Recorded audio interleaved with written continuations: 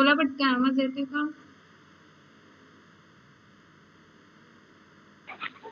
हो येतोय. ठीक आहे. आपण मागच्या लेक्चरला पॉइंट पाहिला होता, एक डायग्राम पाहिली होती प्रोसेस फ्रेमवर्क म्हणून. प्रोसेस फ्रेमवर्क मध्ये आपण डायग्राम पाहिली होती. प्रोसेस फ्रेमवर्क, त्यानंतर प्रोसेस फ्रेमवर्कच्या ऍक्टिव्हिटी मध्ये टास्क सेट होता. टास्क सेट मध्ये work task, work product, quality assurance असे पॉइंट पाहिले होते. आणि त्याच्यामध्ये एक होता अम्ब्रेला ऍक्टिव्हिटीज म्हणून. आज पाहणार होतो आपण अम्ब्रेला ऍक्टिव्हिटीज.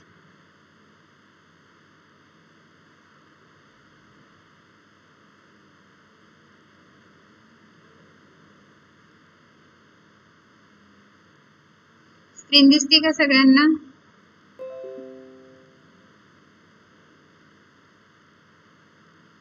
हो किंवा नाही सांगा पटकन, कारण की इकडे स्क्रीनवर आलेले चॅट बॉक्स मध्ये नका मेसेज टाका.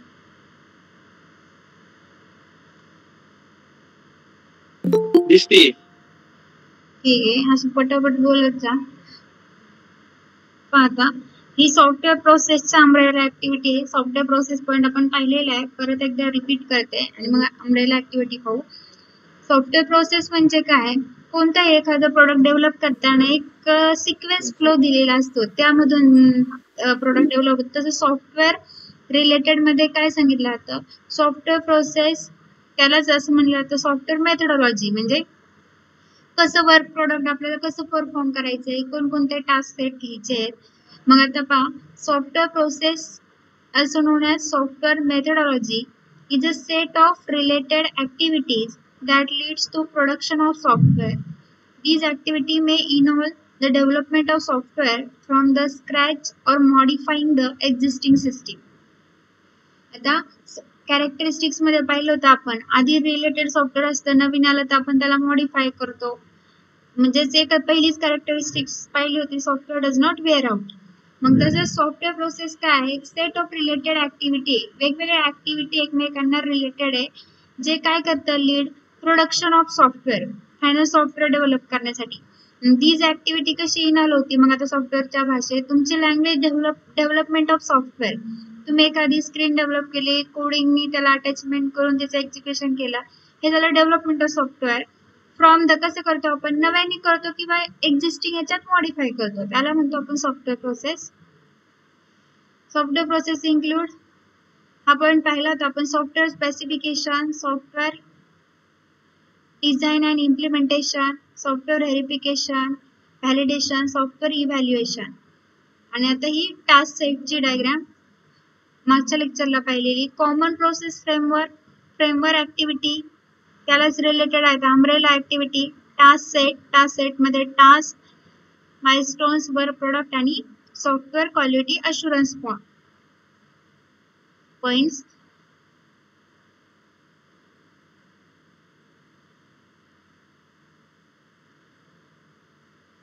सॉफ्टवेअर क्वालिटी अशुरन्स पॉइंट्स येतात.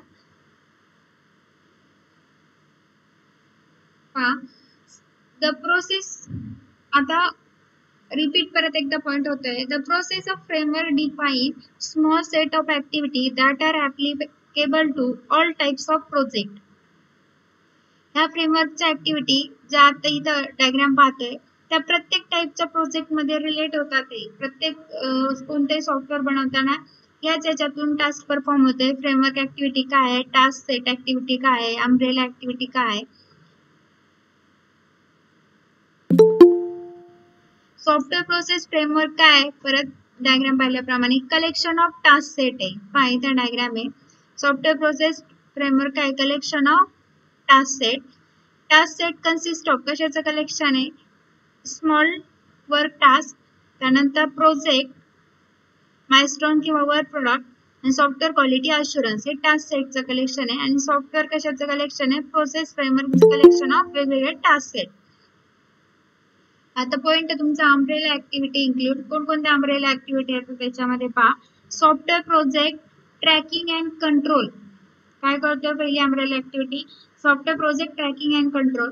सेकंड आहे risk management, software quality assurance, software configuration management, त्याला शॉर्टकट मध्ये म्हणलं जातं SCM, measurement, formal technical review FTR, reusability management, work product preparation आणि प्रोडक्शन, अशा अम्ब्रेला ऍक्टिव्हिटी आहे.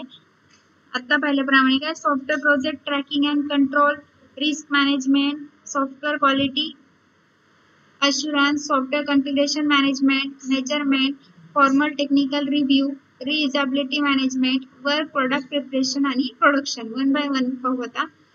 पहिली तुमची सॉफ्टवेअर प्रोजेक्ट ट्रॅकिंग आणि कंट्रोल. याच्यामध्ये काय करतोय पहा, in this activity developing team access the project plan. काय करतो आपण सॉफ्टवेअर प्रोजेक्ट ट्रॅकिंग आणि कंट्रोल, कुठपर्यंत वर्क आलं हे प्रत्येक जणाला ट्रॅक करून म्हणजे पाहतोय प्रत्येकाचा फ्लो, जेव्हा आपण कम्युनिकेट असं एकमेकांसोबत. आणि कंट्रोल फ्लो काय आहे मग पहा, in this activity developing team access project plan and compare it with the pre defined schedule. काय केलं जातं, प्रत्येक डेव्हलपिंग टीम काय करते, प्रोजेक्ट प्लॅन जो रफ केला असेल तो घेते आणि कम्पेअर करते pre defined schedule, actual working मधले आणलेलं शेड्यूल आणि आपण आधी रफ डिफाईन केलेला, दोन्ही मॅच होऊन त्या वेनी फ्लो चाललेला काय आहे का नाही, तर दुसऱ्याच वेनी आपण करतोय, टाइम लेंदी होतोय, हे दोन्ही कंपॅरिझन केलं जातं सॉफ्टवेअर प्रोजेक्ट ट्रॅकिंग आणि कंट्रोल मध्ये. त्याच्याच मध्ये if this project plan do not match with pre defined schedule, जर तुम्ही आधी एक रफ शेड्यूल केला असेल जेव्हा प्रोजेक्ट चालू व्हायच्या आधी आणि ऍक्च्युअल वर्किंग मध्ये आल्यावर परत एक शेड्यूल झाला असेल, हे दोन्ही एक्झॅक्ट मॅच होतंय का फारच डिफरन्स येतोय, त्यावेळेस काय करतो पहा, if this project plan do not match with predefined schedule, then the required actions are taken to maintain the schedule. जर जास्तच कंपॅरिझन डिफरन्स येत असेल तर लगेच आपण काय करतो, पहिल्या ट्रॅक फ्लोनी थोडंफार तरी चाललं पाहिजे, नाहीतर पूर्ण डिफरंट वेनी प्रोजेक्ट डेव्हलप होईल फायनल. हे येतं अम्ब्रेला ऍक्टिव्हिटी मध्ये. त्यानंतरची तुमची रिस्क मॅनेजमेंट. आता रिस्क मॅनेजमेंट नावामध्येच मीनिंग आहे, एखादं सॉफ्टवेअर डेव्हलप करण्याच्या आधीच आपण वेगवेगळे रिस्क फॅक्टर काढायचे, ते मार्केटमध्ये चालेल का, त्यानंतर याच्यामध्ये काही चेंजेस केल्यावर आता जरी चालेल नाही तर इन फ्युचर चालेल का, त्यानंतर आपल्याला किती कोणत्या वेने अडॉप्ट करावं लागेल तेव्हा हे मार्केटमध्ये चालेल, असे वेगवेगळे त्या project related risk factor find out करायचे. मग याच्यामध्ये काय करतो, risk is an event that may or may not occur. आता रिस्क तुम्ही जी फाइंड आउट केली आहे ती ऑन द स्पॉट टाइमला तशीच रिस्क येईल किंवा येणार पण नाही, किंवा कधी कधी तुम्ही एखादी रिस्क फाइंड आउट केली आणि करंट सिच्युएशन नुसार नव्याने काहीतरी रिस्क फॅक्टर ऑकर होईल. मग ह्या इव्हेंट मध्ये रिस्क मॅनेजमेंट इव्हेंट मध्ये काय होतं, risk may or may not occur, एक तर ऑकर होऊ शकते किंवा नाही अशी पॉसिबिलिटी असते. इफ द इव्हेंट ऑकर, जर रिस्क ऑकर झाली काय करायचं पहा, then it cause some unwanted outcome, hence proper risk management is required. जर रिस्क इव्हेंट ऑकर झाला तर तुमचं प्रोजेक्टचं जर रिस्क मॅनेजमेंट आहे ती प्रॉपर रिक्वायर्ड झाली पाहिजे, म्हणजे तुम्हाला जे आउटकम पाहिजे होतं त्याच वेनी येऊन मार्केटमध्ये चालतंय किंवा करंटली वर्क होताना काही प्रॉब्लेम येते ते फाइंड आउट करून आपण ओव्हरकम केले पाहिजे. हे झालं तुमचं रिस्क मॅनेजमेंट मध्ये. त्यानंतरची अम्ब्रेला ऍक्टिव्हिटी आहे सॉफ्टवेअर क्वालिटी अश्युरन्स. याच्यामध्ये काय करतो पहा, software quality assurance is a plan and systematic pattern of activity which are required to give guarantee of software quality. काय केलं जातं याच्यामध्ये, आता क्वालिटी वरूनच मीनिंग होतंय, कोणतेही प्रोडक्ट असेल तर आपण क्वालिटी पाहतो, त्यावेळी सॉफ्टवेअर जे डेव्हलप करतोय त्याच्या ज्या ज्या ऍक्टिव्हिटी रिलेटेड टास्क असतील याची आपण काही प्रमाणात तरी गॅरंटी देतो, हे मार्केटमध्ये चालेल, वापरकर्ता ह्या वेळी वापरू शकतोय, याची आउटकम चांगलं भेटल्यामुळे बरेच जण वापरू शकता, ही सॉफ्टवेअर क्वालिटी ही गॅरंटी देणार आहे. मग काय करणार, त्यावेळेस आपण सिस्टमॅटिक प्लॅनिंग करणार आहे. Software quality assurance is a plan and systematic pattern of activity which are required to give guarantee of software quality. मग ही काय करते, define and conduct the activity required to ensure software quality. It assure that software is according to the requirement. काय होतंय, कस्टमरच्या काय requirement आहे त्यानुसार आपण कोणत्या वेळी त्याला सॉफ्टवेअर क्वालिटी देतोय हे ठरवतोय.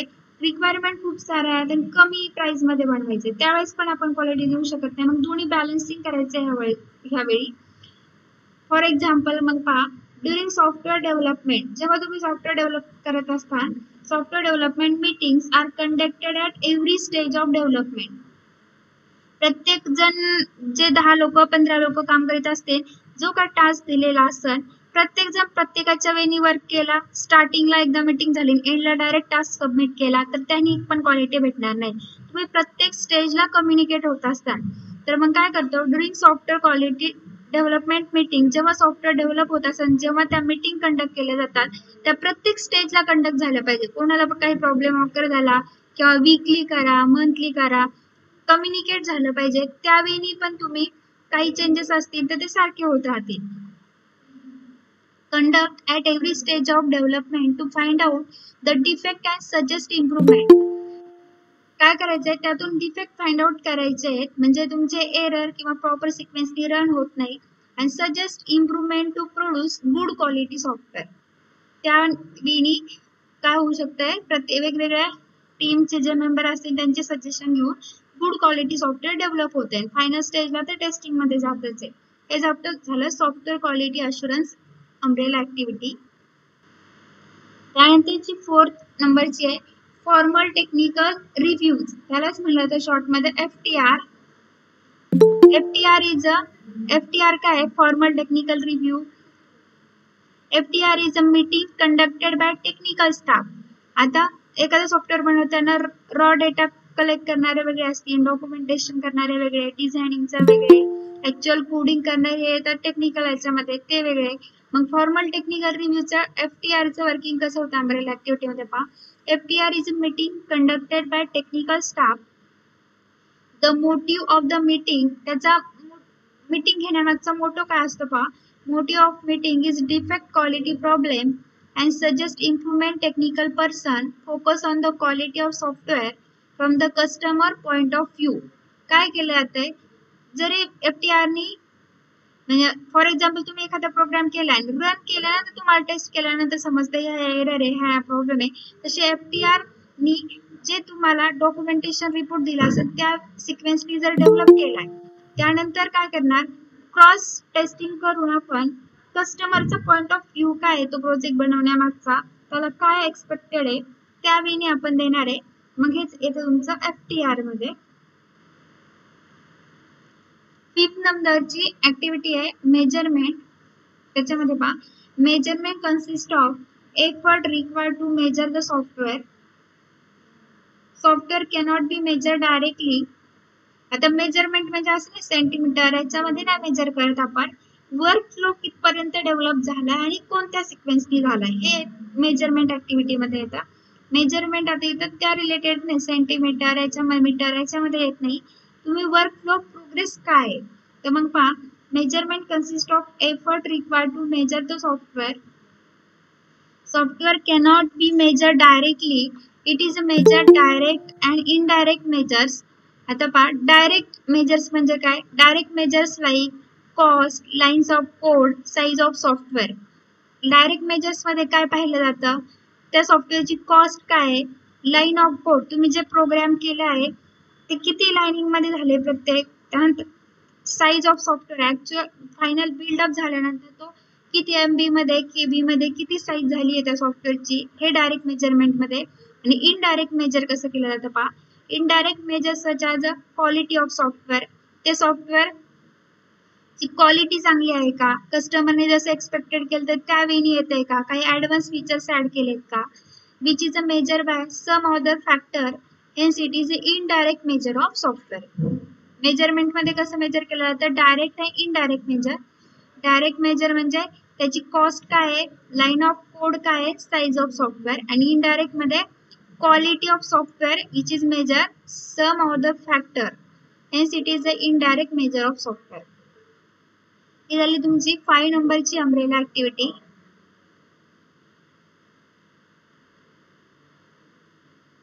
6 नंबरची ऍक्टिव्हिटी आहे काय software configuration management. Umbrella activity म्हणजे सॉफ्टवेअर डेव्हलप करताना कोणकोणता फ्लो विचारात घेतला जातो ते अम्ब्रेला ऍक्टिव्हिटी मध्ये सांगितलं जातं. पहा मग, software configuration management, it manages the effect of change throughout the software process. म्हणजेच it manage the effect of change through out the software process. याच्यामध्ये काय केलं जात आहे, आपण आता कोणती सिस्टीम वगैरे काय असेल, तुमचा लॅपटॉप, कम्प्युटर किंवा मोबाईल घेतला, आपण काय चेक केलं तर कॉन्फिगरेशन काय आहे मोबाईलचं, ते लॅपटॉपचं, मग आपण सांगतो 32 बिट मध्ये, 64 बिट मध्ये. तर मग सॉफ्टवेअर कॉन्फिगरेशन मॅनेजमेंटचं काय, manage the effect of change through out the software process. काय करतोय आपण, एखाद्या 32 बिट वरती प्रोग्राम केलाय, एखाद्या 64 ती कम्पॅटेबल आहे का नाही through out software process develop करताना हे चेक केलं जातं SCM मध्ये, कॉन्फिगरेशन मॅनेजमेंट. 7 नंबरची तुमची रियुजेबिलिटी मॅनेजमेंट. याच्यामध्ये काय केलं जातं, it define the criteria of reuse the product. Reusability मध्ये काय, आपण आधीच्या काही रियूज करतोय का कोड, काही हे रियुजेबिलिटी मेजरमेंट मध्ये सांगितलं जातं. मग it define the criteria of reuse the product. The quality of software is good when the component of software are developed for certain applications are useful for developing the other application. मग काय सांगतो हा criteria, work product reuse. Define जे work product असेल ते reuse होते काय, मग फॉर एक्झाम्पल सच एज काय, सॉफ्टवेअर कंपोनंट, काही सॉफ्टवेअरचे कंपोनंट किंवा इस्टॅब्लिश सॉफ्टवेअरचे कंपोनंट आधी तुम्ही कोणती वापरलेली ते परत नव्याने सॉफ्टवेअर बनवताना यूज होतात का. त्यानंतर इस्टॅब्लिशिंग मेकॅनिझम, इस्टॅब्लिश म्हणजे कोड जेव्हा करताय प्रिव्हियस कोड मधला काही टास्क यूज होतो का. To achieve the reusable component, हे येतं तुमचं रियुजेबिलिटी मध्ये. आणि त्यानंतरची वर्क प्रोडक्ट प्रिपरेशन आणि प्रोडक्शन. याच्यामध्ये it consist of activities that are needed to create the documents. त्यानंतर forms, list, logs and user manual for developing the software. Work product preparation मध्ये काय आहे तर मग कोणकोणत्या ऍक्टिव्हिटी नीडेड, याच्यामध्ये क्रिएट द डॉक्युमेंट्स, तुमचा डॉक्युमेंट टास्क सॉफ्टवेअरचा. त्यानंतर फॉर्म्स, त्यानंतर लिस्ट, लॉग्स आणि युजर मॅन्युअल हे येतात डेव्हलपिंग सॉफ्टवेअर मध्ये. अशा तुमच्या 8 अम्ब्रेला ऍक्टिव्हिटी आहे. परत एकदा सांगते. पहिली आहे सॉफ्टवेअर प्रोजेक्ट ट्रॅकिंग आणि कंट्रोल. याच्यामध्ये काय करतो आपण, software team to assess the progress against the project plan and necessary action the maintain the schedule. याच्यामध्ये काय करतोय आपण, ज्या आधी रफ शेड्यूल बनवला असेल आणि ऍक्च्युअल एक्झिक्युशन मध्ये येताना दोन्ही कम्पेअर करतोय, त्याच फ्लोनी चाललाय का कंट्रोल, ह्याच्यामध्ये पाहतो. त्यानंतर रिस्क मॅनेजमेंट. रिस्क मॅनेजमेंट मध्ये software risk factor find out करतात, पण ह्या रिस्क इव्हेंट ऑकर होईल किंवा अदर मे और मे नॉट ऑकर होईल. त्यानंतर सॉफ्टवेअर क्वालिटी अश्युरन्स. याच्यामध्ये काय केलं जातं, it define and conduct the activities required to ensure software quality. It assure that the software is according to the requirement. पहा, सॉफ्टवेअर प्रोजेक्ट ट्रॅकिंग, त्यानंतर risk management, software quality assurance. काय केलं जातं, is the planned systematic pattern of activity which are required to give guarantee of software quality. For example, काय करतो, software developing जी team असेल ती meeting conduct करते every स्टेजला. त्यातून फाइंड आउट काय करतो, डिफेक्ट किंवा एखादं सजेस्ट करते, ह्यावेळी करायला पाहिजे, त्यानंतर इथे हे चेंजेस पाहिजे. त्यामुळे काय होते, इम्प्रूव्हमेंट होती to produce the good quality. त्यानंतर फॉर्मल टेक्निकल रिव्ह्यू, त्यालाच म्हणतात FTR. FTR चं काम काय, is a meeting conduct by the technical staff. FTR म्हणजे formal technical staff meeting conduct करतो आणि यांचा मोटिव्ह काय असतं मीटिंग कंडक्ट करण्यामागचा, detect quality problem, suggest improvements. Technical person focus on the quality of software from the customer point of view. 5th नंबरची measurement. Measurement म्हणजे काय, तुम्ही जे एफर्ट घेताय required to measure the software, जो सॉफ्टवेअरचा फ्लो आहे त्यावेळी होता येते का नाही. तुम्ही आता कॉस्ट ठरवली त्यापेक्षा जास्त लागते का, कोड एकदम लेंदी होतोय का, टास्क एखादा परफॉर्म होत नाहीये, साईजच जास्त होती का, हे सगळं मेजरमेंट मध्ये केलं जातं. मग 2 वेगळी मेजरमेंट केली जाते सॉफ्टवेअरची, डायरेक्ट आणि इनडायरेक्ट. डायरेक्ट मध्ये काय केलं जातं, cost, line of code and size of software find out केली जाते. इनडायरेक्ट मध्ये काय केलं जातं, indirect measures such as the quality of software which is measured by some other factor, indirect measure of software. 6 number चे SCM, it manage the effect of change throughout the software process. त्यानंतरची reusability, reusability चे काम काय?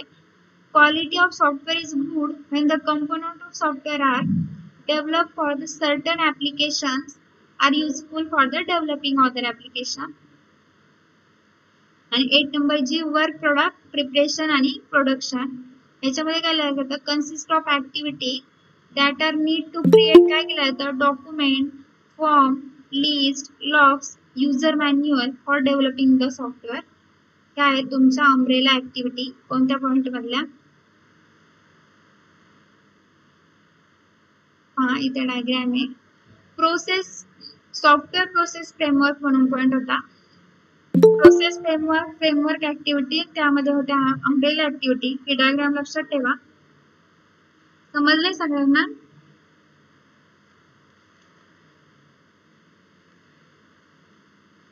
हो. कोणकोणत्या umbrella activity सांगा बरं.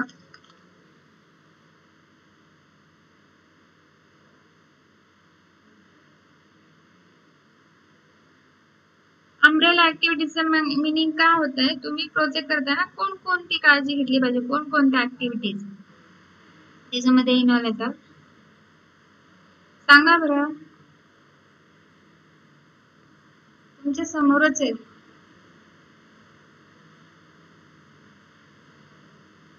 Software project and tracking and control, risk management, software quality assurance. पहिले सॉफ्टवेअर प्रोजेक्ट आणि ट्रॅकिंग मध्ये आपलं पहिल्यामध्ये आपलं सॉफ्टवेअर कसं बनलं आणि पहिले software project and tracking and control मध्ये आपलं सॉफ्टवेअर कसं बनलंय, जे जसं बनवायचे त्या प्रकारे बनलंय की नाही चेक केलं जातं. म्हणजे आपलं निडेड सॉफ्टवेअर जे आहे त्या प्रकारे बनलं की नाही कम्पेअर केलं जातं. मॅनेजमेंट मध्ये रिस्क मॅनेजमेंट मध्ये कोणकोणत्या प्रकारच्या आपल्या रिस्क येतील त्या बनवण्यामध्ये ते चेक केले जातात, ते सॉल्व्ह केले जातात.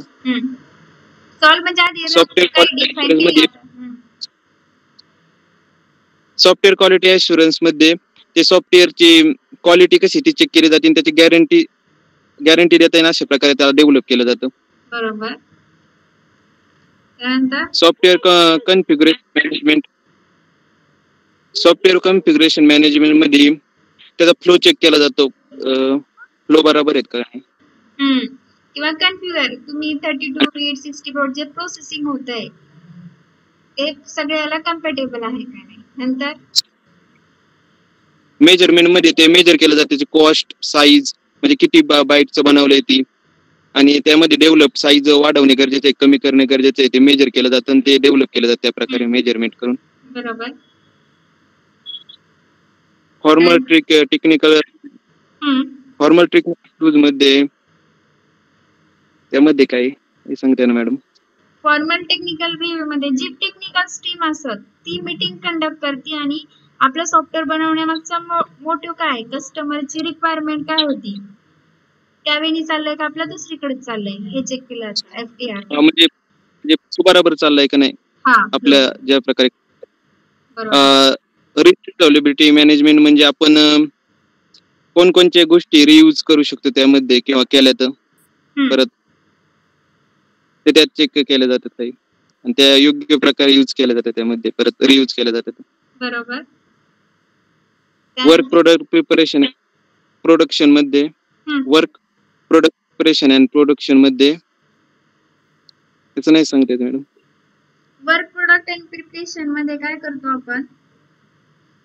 आपण एनकम्पासेस करतो ऍक्टिव्हिटी रिक्वायर्ड, तुमच्या ज्या ऍक्टिव्हिटीचा टास्क असेल रिक्वायर्ड टू क्रिएट केलाय ना वर्क प्रोडक्ट. म्हणजे तुम्ही काय करता, एखादा प्रोजेक्ट बनवताना डॉक्युमेंटेशन आधी रफ याच्यावर करता, मग मॉड्यूल्स बनवता डायग्रामॅटिक फॉर्मॅट मध्ये, मग तुम्ही लॉग इनची विंडो, कोणकोणते फॉर्म आहे, कोणकोणत्या लिस्ट ऍक्टिव्हिटी येतील हे याच्यामध्ये केलं जातं. म्हणजे ऍक्च्युअल वर्क प्रोडक्ट प्रिपेअर केलं जातं आणि आपल्याला प्रोडक्शन काय द्यायचे, म्हणजे सॉफ्टवेअर काय द्यायचे बनवायचे हे केलं जातं वर्क प्रोडक्ट आणि प्रिपरेशन मध्ये. छान सांगितलंय. बाकीच्यांना समजलंय ना.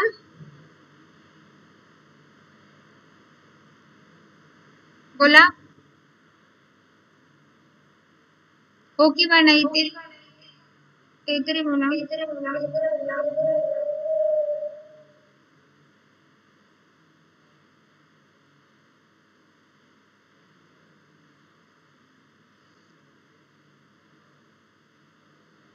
हे झाले तुमचे अम्ब्रेला ऍक्टिव्हिटी म्हणजे सॉफ्टवेअर प्रोसेस फ्रेमवर्क मधला सगळे पॉइंट आता कव्हर झालेले आहेत.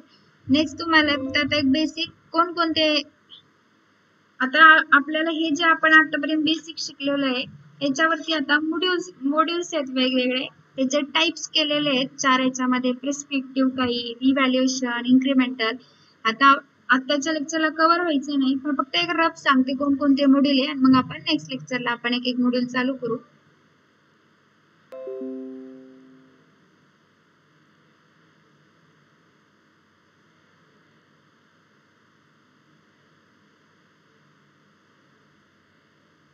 स्क्रीन दिसते का सगळ्यांना? हो दिसते. ठीक आहे. पण आता काय केलेलं आहे आता तुम्हाला 6 ते 7 मॉड्यूल्स शिकणार आहेत आपण. कोणतेही सॉफ्टवेअर बनवताना कोणत्याही एका मॉड्यूल मधून म्हणजे तेच पॉइंट आहेत पण प्रत्येक मॉड्यूलचा पॉइंट ऑफ व्ह्यू वेगळा आहे वर्किंग करण्याचा. मग त्या मॉड्यूल मधून जाताना आपला सॉफ्टवेअर तुम्ही कोणतं मॉड्यूल चूज करतात, कोणता वर्क फ्लो असतात, त्यानंतर आपला सॉफ्टवेअर बनवताना स्टार्ट कुठून करायचं, एंड काय असणार आहे, हे सगळे पॉइंट ह्या मॉड्यूल्स मध्ये येतात. मग तुम्ही कोणताही सॉफ्टवेअर कोणताही प्रोजेक्ट बनवताना आपल्याला कोणतं रिलेट होतंय मॉड्यूल त्यानुसार फ्लो ड्रॉ करायचा त्या सॉफ्टवेअरचा. तर मग आपल्याला काय केले त्यांनी मॉड्यूलचे टाइप्स केले. तर त्यातला पहिला टाइप्स आहे प्रिस्क्रिप्टिव्ह प्रोसेस मॉड्यूल म्हणून. काय केलेलं आहे प्रिस्क्रिप्टिव्ह प्रोसेस मॉड्यूल्स. आणि प्रिस्क्रिप्टिव्ह प्रोसेस मॉड्यूल मध्ये 3 मॉड्यूल आलेले आहेत.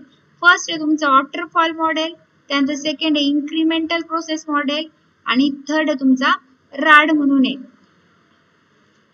त्यालाच म्हणलं जातं रॅपिड ऍप्लिकेशन डेव्हलपमेंट. फुल फॉर्म आहे त्याचा रॅडचा रॅपिड ऍप्लिकेशन डेव्हलपमेंट. हे 3 येतात प्रिस्क्रिप्टिव्ह. मग एक्झामला विचारलं आता तिन्ही एक्सप्लेन करायला नाही विचारतात, कधी कधी विचारतात प्रिस्क्रिप्टिव्ह प्रोसेस मॉड्यूलचे टाइप्स कोणते कोणते. मग लक्षात ठेवायचे वॉटरफॉल, इन्क्रिमेंटल आणि रॅड म्हणून.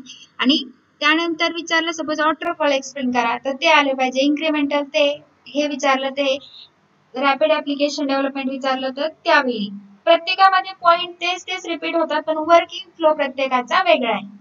त्यानंतर जे सांगते तुम्हाला नेक्स्ट टाइप केलाय तुम्हाला इव्हॅल्युएशनरी प्रोसेस. जसं प्रिस्क्रिप्टिव्ह प्रोसेस मॉड्यूल मध्ये 3 येतात तसं इव्हॅल्युएशनरी प्रोसेस मॉडेल्स म्हणून केलंय. त्याच्यामध्ये काय केलंय 2 टाइप्स केलेले. 2 टाइप्स कोणते केले तुमचे स्पायरल आणि प्रोटोटाइपिंग. आणि त्यानंतरचा तुमचा टाइप्स आहे कॉन्करंट मॉडेल्स म्हणून. कोणते मग 3 लक्षात ठेवायचे prescriptive process model, evolutionary process model आणि कॉन्करंट मॉडेल. प्रिस्क्रिप्टिव्ह मध्ये 3 येतात वॉटरफॉल, इन्क्रिमेंटल आणि रॅपिड ऍप्लिकेशन डेव्हलपमेंट. त्यानंतर तुमचा सेकंड टाइप केलाय इव्हॅल्युएशनरी प्रोसेस मॉडेल. त्याच्यामध्ये येतो स्पायरल आणि प्रोटोटाइपिंग. आणि थर्ड वाला आहे ते कॉन्करंट मॉडेल. त्याच्यामध्ये कोणताही टाइप नाही, तो डायरेक्ट मॉडेल आहे कॉन्करंट म्हणून. तर कॉन्करंट मॉडेल आणि त्यानंतर आणखी एक राहिलंय नंतरची एक प्रोसेस फ्लो आहे तो असतो युनिफाईड प्रोसेस म्हणून. एवढे मॉडेल्स पाहिजेत आपल्याला आणि नंतर चॅप्टर एंड होईल. आता फक्त पॉइंट लक्षात ठेवा, पुढच्या पॉइंटला आपण इन डिटेल्स पाहू. कोणते आहेत आता प्रिस्क्रिप्टिव्ह, त्याच्यामध्ये 3 वॉटरफॉल, इन्क्रिमेंटल आणि रॅपिड ऍप्लिकेशन. त्यानंतर इव्हॅल्युएशनरी मध्ये आता आणखी एक सांगते इव्हॅल्युएशनरी मध्ये येतो स्पायरल आणि प्रोटोटाइपिंग. आणि काही बुक मध्ये सांगितलंय कॉन्करंट मध्ये अंडर आहे पण कॉन्करंट सेपरेट डिफाइन केलेला आहे. आणि त्यानंतर आहे तुमचा युनिफाईड प्रोसेस म्हणून. आता पहिला एक बेसिक स्टार्ट करू. Waterfall model. वॉटरफॉल म्हणजे काय पाहता तुम्ही, वॉटरफॉल म्हणलं आपण काय होतं पाण्याचा धबधबा. त्याच वेळी काय करतो पाणी वॉटरफॉल मध्ये 2 येतात, सरळ वरतून खाली पाणी पडतंय म्हणजे वरून खाली येते आणि एक रिव्हर्स वॉटरफॉल. तर आपल्याला रिव्हर्स नाही विरुद्ध दिशेने वरती जाते. मग इथं वॉटरफॉल मॉडेल काय शिकायचंय पाणी ज्या वेळी वरतून खाली येते तर वरतून खाली येताना एक सिक्वेन्स आहे ना, वरून एका डेन्सिटी वरून खाली येणार. तर मग वॉटरफॉल मध्ये काय केलं जातं पहा waterfall model is also called as, त्यालाच काय म्हणलं जातं लिनियर सिक्वेन्शियल मॉडेल. एक्झामला पहा सरळ सरळ वॉटरफॉल नाही आलं, लिनियर सिक्वेन्शियल आलं तरी कन्फ्युज व्हायचं नाही. त्याचंच नाव काय? वॉटरफॉल. लिनियर सिक्वेन्शियल मॉडेल किंवा म्हणलं तर क्लासिक लाईफ सायकल मॉडेल. हे 3 नावं लक्षात ठेवा वॉटरफॉलचे. क्लासिक लाईफ सायकल आलं तर काय शिकवलंच नाही म्हणतात, तर त्यालाच नाव काय? Waterfall. Linear sequential, classic life cycle, यालाच म्हणलं जातं वॉटरफॉल मॉडेल. आता इथंच नावात क्लिअर होते. लिनियर सिक्वेन्शियल म्हणजे काय? लिनियर वेनी परफॉर्म होते. कोणतं model? Waterfall model. In this model each phase is fully completed before the beginning of the next phase. काय केलं जातं वॉटरफॉल मध्ये? आता पाणी वरतून पडते ते पहिली स्टेज वरतून येते मग खाली खाली जाते. पहिली स्टेज कंप्लीट झाल्याशिवाय नेक्स्ट स्टेजला जात नाही. कशामध्ये? वॉटरफॉल मध्ये. आणि खाली पडल्यावर परत रिटर्न तर येत नाहीये. मग पहा, in this model each phase is fully completed before the beginning of the next stage. Next phase, next step किंवा नेक्स्ट फेज चालू व्हायच्या अगोदर पहिली फेज फुलफिल कंप्लीट झालेली पाहिजे. त्यानंतर this model is use for small project. आता काय केलं जाते? तुम्ही एखादं स्मॉल सिंपल ऍप्लिकेशन डेव्हलप करीत असताना तेव्हा वॉटरफॉल वापरला जाते. एकदम बिग लेंदी प्रोजेक्ट असेल त्यावेळी वॉटरफॉल तिथं रिलेट होत नाही. त्यानंतर in this model feedback is taken after each phase to ensure that project is on the right path. काय केलं जातं? पहिली फेज कंप्लीट झाली लगेच फीडबॅक घेतला जातो. सेकंड फेज कंप्लीट झाली लगेच फीडबॅक घेतला जातो. त्यातून काय होतो आपल्याला बेनिफिट्स? तुमचा जो प्रोजेक्टचा पाथ आहे तो राईट पाथनी वर्किंग होतोय का नाही.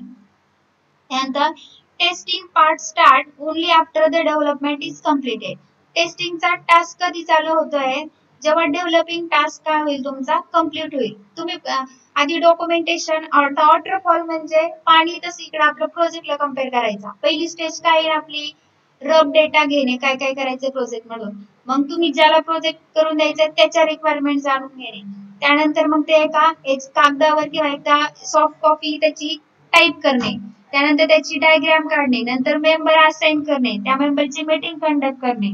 आणि नंतर डिझाईन करणे. असा प्रोसेस फ्लो लागणार आहे. मग आपलं कोडिंगची स्टेज येते. मग कोडिंग केल्यानंतर परत कोडिंग केलेलं ते एरर फ्री परत त्याच फ्लोनी वर्क होते नाही टेस्ट करणे आणि नंतर कस्टमरला देणे. मग इथे काय करतो? Testing part start only after the development is completed. जेव्हा डेव्हलपमेंट कम्प्लीट होईल तेव्हा टेस्टिंगचा पार्ट स्टार्ट होतो. मग डायग्राम पाहता आपण शिकलो होतो पहिली स्टेज कंप्लीट झाल्याशिवाय सेकंड स्टेजला वॉटरफॉल जातच नाही. मग इथं पहा हे पॉइंट लक्षातच ठेवायचा प्रत्येक मॉड्यूल मध्ये येणार आहे. कम्युनिकेशन, त्यानंतर प्लॅनिंग, त्यानंतर मॉडेलिंग, त्यानंतर कन्स्ट्रक्शन आणि मग डिप्लॉयमेंट. आता कम्युनिकेशन करतोय म्हणजे काय करतोय पहा, हे इकडे नाव पहा. कम्युनिकेशन करतोय म्हणजे रिक्वायरमेंट गॅदर करतोय. आपण एखाद्या सोबत बोलतोय सॉफ्टवेअरचे जे मेंबर असतात त्या लोकांशी, म्हणजे आपलं बाकी नाही बोलतोय आपण काय करतोय? आपली त्याची रिक्वायरमेंट गॅदर अंडरस्टँड करून घेतोय आणि त्यानंतर आपण फ्लो ठरवतोय. प्लॅनिंग मध्ये काय करतोय पहा, इस्टिमेशन, शेड्यूलिंग आणि ट्रॅकिंग. काय करतोय? 3 महिने, 4 महिने, 6 मंथ, 1 मंथ, 1 इयर, किती टाइम पिरियड लागणार आहे, त्यानंतर किती मेंबर याच्यामध्ये घ्यावं लागतील, कोणता प्रोसेस फ्लो असेल, हे सगळं याच्यामध्ये प्लॅनिंग केलं जातं. मॉडेलिंग मध्ये काय केलं जातं? अनालिसिस आणि डिझाईन. तुम्ही जे वरती प्लॅनिंग केलं असेल ते परत एकदा अनालिसिस केलं जातं, राईट आहे का नाही. नाहीतर आपण प्लॅनिंग केलं आणि अनालिसिस करताना वेगळ्या फ्लोने चाललंय, हे पण चालणार नाही. अनालिसिस केल्यानंतर आपल्या समोर एक व्ह्यू फॉर्मॅट दिसण्यासाठी डायग्रामॅटिक फॉर्मॅट मध्ये डायग्राम ड्रॉ केल्या जातात. आणि त्यानंतर डिझाईन म्हणजे डिझाईन मध्ये काय केलं जातो? डायग्रामॅटिक ड्रॉ केल्यानंतर ते अंडरस्टँड करून त्याच्या तुमचे फॉर्म्स ऍक्च्युअल डिझाईन केली जाते. आता तुम्हाला सपोज फॉर एक्झाम्पल सांगते, कोणतंही सॉफ्टवेअर, तुमचं तर जीमेलचं अकाउंट आहे, जीमेल अकाउंट क्रिएट केल्यानंतर युजर आयडी, पासवर्ड तुमच्या समोर जे विजिबल होते तशी डिझाईन केली जाते. जीमेलचा अकाउंट, युजर आयडी, पासवर्ड टाकला, लॉग इन झाले, इनबॉक्स आलाय, त्यानंतर एक इनबॉक्स वर केला दुसऱ्या ठिकाणी, हे सगळं डिझाईन केलं जातं. बाकी कोणत्या ऍक्शन होत नाही इथं कोडिंगच्या. जेव्हा कन्स्ट्रक्शन येतो तेव्हा काय केलं जातं? कोड डिझाईन केला जातो. इथं आता तुम्ही काय केलं, सपोज लॉग इनच्या विंडो मध्ये डिझाईन मध्ये युजर नेम घेतलाय, पुढे एक टेक्स्ट बॉक्स सोडलाय, पासवर्ड घेतलाय, पुढे एक टेक्स्ट बॉक्स सोडलाय, खाली काय केलंय? सबमिट ओकेचं बटन ठेवलंय, त्यानंतर कॅन्सलचं. हे झालं डिझाईनचा टास्क. मग त्याला त्याच्यावरती ओके वर क्लिक केल्यावर तुम्ही जे पासवर्ड टाकून सक्सेसफुली लॉग इन झालं पाहिजे. ही ऍक्शन कशामध्ये करतो? कोडिंगच्या टास्क मध्ये. कोडिंग केल्यानंतर तुम्ही आता पासवर्ड फॉर एक्झाम्पल जो दिला असेल त्यांनी तो टाकल्यावरच लॉग इन झालं पाहिजे किंवा कोणताही टाकल्यावर लॉग इन होऊन चालणार नाही. मग इथं कोडिंग आणि व्हेरिफिकेशन केलं जातं म्हणजे तुमचा टेस्टिंग केला जातो. त्यानंतरचे ते डिप्लॉयमेंट. डिप्लॉयमेंट म्हणजे काय? ऍक्च्युअल कस्टमरला देतो आणि त्यांनी वापरल्यानंतर त्याला जसं पाहिजे तसं आहे का नाही, एकदम रॉंग आहे काय, त्याचा फीडबॅक जाणून घेतो. मग deployment. Delivery support feedback. Deliver करतो कस्टमरला, त्यानंतर त्याला सांगतोय कसं कसं ऑपरेट करायचं आणि त्यानंतर त्याचा फीडबॅक काही दिवसानंतर घेतोय. प्रॉपर वर्किंग नाही आहे का रॉंग वर्किंग नाही आहे हे सगळं पाहिलं जातं कशामध्ये? वॉटरफॉल मॉडेल मध्ये. आले लक्षात?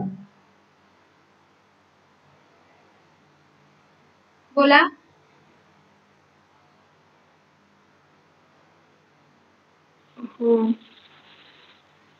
ह्या 5 स्टेप लक्षात ठेवायच्या. कम्युनिकेशन, प्लॅनिंग, मॉडेलिंग, कन्स्ट्रक्शन आणि डिप्लॉयमेंट. ठीक आहे. मग आपण एक एक मॉडेल नंतरच्या लेक्चरला पाहू. तुमचं मॅथमॅटिक्सचं लेक्चर